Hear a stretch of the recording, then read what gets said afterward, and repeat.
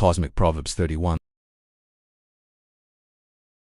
The celestial gateway spun steadily in the midrim, a massive wheel of light and noise where ships from every corner of the galaxy docked for fuel, trade, and excitement.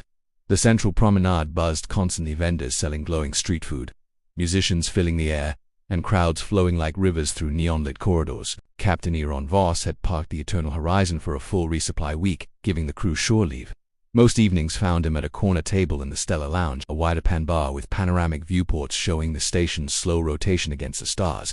Tonight, a larger group from his ship had gathered. His sister-in-chief officer, Leora, young engineer Talia, veteran pilot Marcus, new navigator Kale, confident security specialist Rix, and two promising young female crew members, Myra, a quiet communications officer who always carried a calm strength, and Jessa, a lively sensor tech who loved the station's energy and often chased the latest trends. Rix leaned back, boots on the table, scanning the room with a grin. Across the lounge, Vara glided past, stunning and confident, every move designed to catch attention. She flashed a practiced smile at a table of wealthy traders and lingered just long enough to be noticed. Marcus whistled low. Now that's something. Rix nodded, exactly the kind worth chasing. Jessa leaned in, eyes bright. She's got style. I'd love tips from her.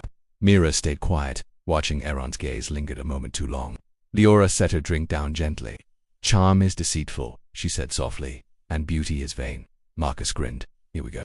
But a woman who fears the Lord is to be praised. Rix snorted, not buying it. Sounds way too quiet for me. Life's short. Grabbed the excitement. Jessa shrugged. Yeah, I want someone fun. Someone who keeps things interesting. Leora smiled patiently. Fun is good, but look deeper. See that woman over there, Serene? She nodded toward a charismatic beauty surrounded by a loud group, laughing brightly and keeping every eye on her.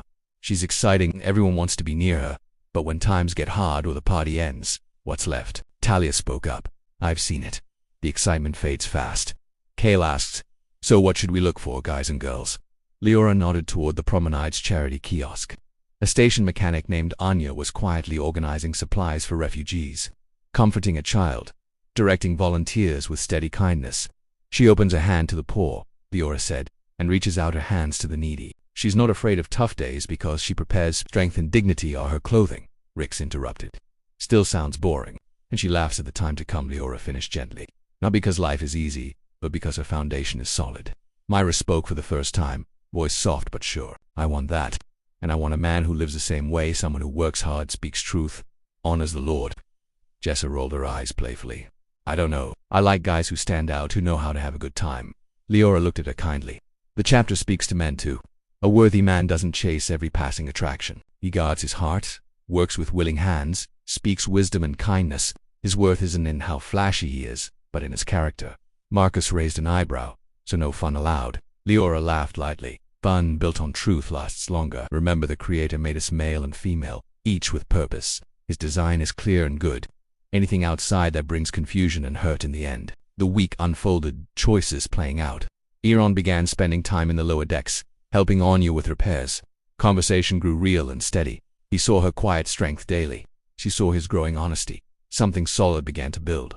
Mira met Torin, a young freighter pilot known for integrity. He worked hard, helped others without show, spoke with wisdom. They talked for hours about faith, future, family. Their connection deepened, naturally rooted in shared reverence for the Lord. Jessa, meanwhile, chased the flash. She spent evenings with a smooth-talking trader named Dax. Charming, popular, always at the best parties. For days it felt thrilling, then the charm turned shallow. He moved on when someone newer caught his eye. Jessa came back quieter, feeling used. Rix dove into the station's bright lights nights with Vara, then Serine, spending big on tables and shows. The high was intense. Until credits ran low, favors were called in, and he woke up empty and owing dangerous people. His confidence cracked. One night before departure, the crew gathered in the mess hall. Aaron shared coffee with Anya, who'd come aboard to consult on upgrades. Mira sat close to Torin, who'd joined for the evening, their quiet joy obvious. Jessa and Rick sat apart, thoughtful. Marcus broke the silence. Some paths look bright at the start, but only one leads somewhere real. Rick stared at his cup. The more I learn out here, the more I realize how little I actually knew. Jessa nodded slowly. Me too. Leora smiled but said nothing.